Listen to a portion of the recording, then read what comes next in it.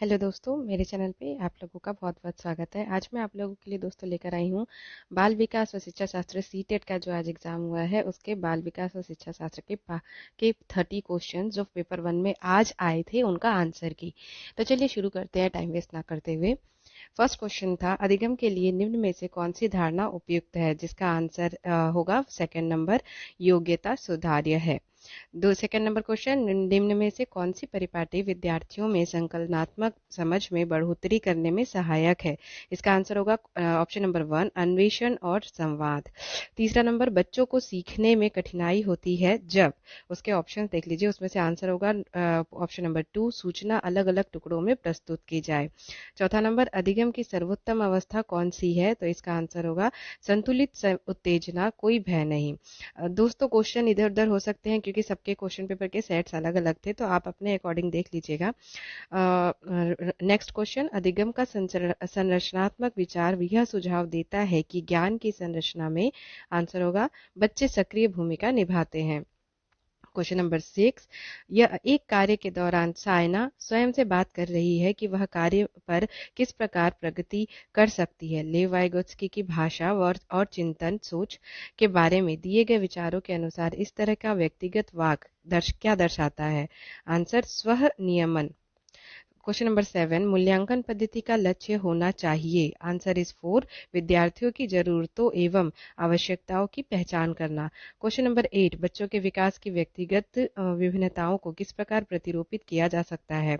Answer होगा इसका first, आनुवंशिकता एवं पर्यावरण की पारस्परिकता पर। क्वेश्चन नंबर 9, एक खेल क्रिया के दौरान चोट लगने पर रोहन रोने लगता है। यह देखकर उसके पिता ने कहा, लड़कियों की तरह व्यवहार ना करो, लड़के रोते नहीं हैं। पिता का यह कथन लैंगिक रूढ़िवादिताओं को दर्शाता है। ऑप्शन नंबर 2 इसका आंसर होगा। एक प्रगतिशील कक्षा में, इसका आंसर होगा, ज्ञान की संरचना के लिए प्रचुर मौके प्रदान करने चाहिए। ऑप्शन क्वेश्चन नंबर 11, एक गतिविधि के दौरान छात्रों को संघर्ष करते देख एक अध्यापिका बच्चों को संकेत और इशारे जैसे क्या, क्यों, कैसे प्रदान करने का फैसला लेती है। लेव वाइगोत्स्की के सिद्धांत के अनुसार अध्यापिका की यह योजना, इसका आंसर होगा 3, ऑप्शन नंबर, अधिगम के लिए पाढ़ आधारभूत संरचना का काम करेगी। क्वेश्चन नंबर 12, बच्चों के सामाजिकरण के संदर्भ में निम्न में से कौन सा कथन सही है। इसका ऑप्शन नंबर 2 होगा, विद्यालय सामाजिकरण का एक द्वितीय कारक है और परिवार सामाजिकरण का एक प्राथमिक कारक है। और क्वेश्चन नंबर 13, बहुबुद्धि का सिद्धांत जोर देता है कि, आंसर होगा, बुद्धि लब्धि केवल वस्तुनिष्ठ परीक्षणों द्वारा ही मापी जा सकती है।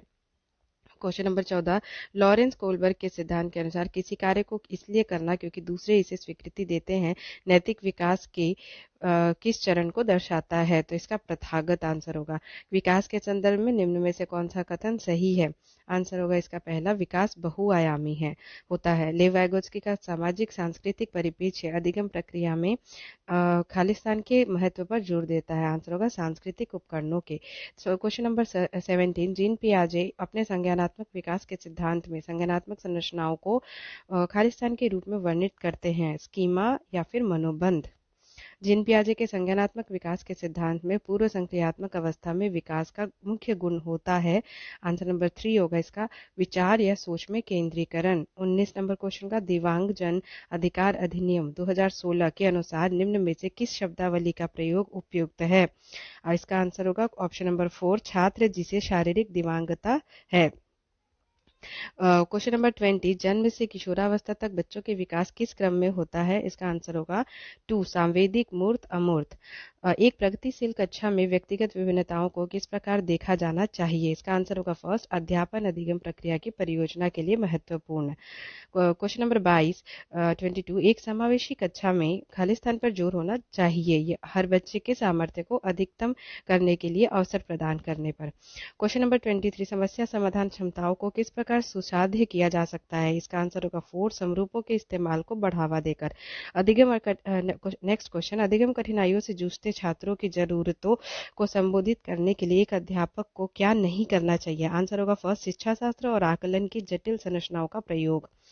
क्वेश्चन नंबर 25, सृजनात्मक की पहचान का प्रमुख लक्षण क्या है? आंसर होगा 3 अपसारी चिंतन। क्वेश्चन नंबर 26 विविध पृष्ठभूमियों के अधिगमकर्ताओं को संबोधित करने हेतु एक अध्यापक को विविध विन्यासों से उदाहरण लेने चाहिए। इसका आंसर होगा क्वेश्चन नंबर 27 एक अध्यापिका को दिए गए किसी कार्यकलाप में छात्रों की विभिन्न त्रुटियों का विश्लेषण करना चाहिए क्योंकि आंसर होगा 3 त्रुटियों की समझ अध्यापन अधिगम प्रक्रिया के लिए अर्थपूर्ण है।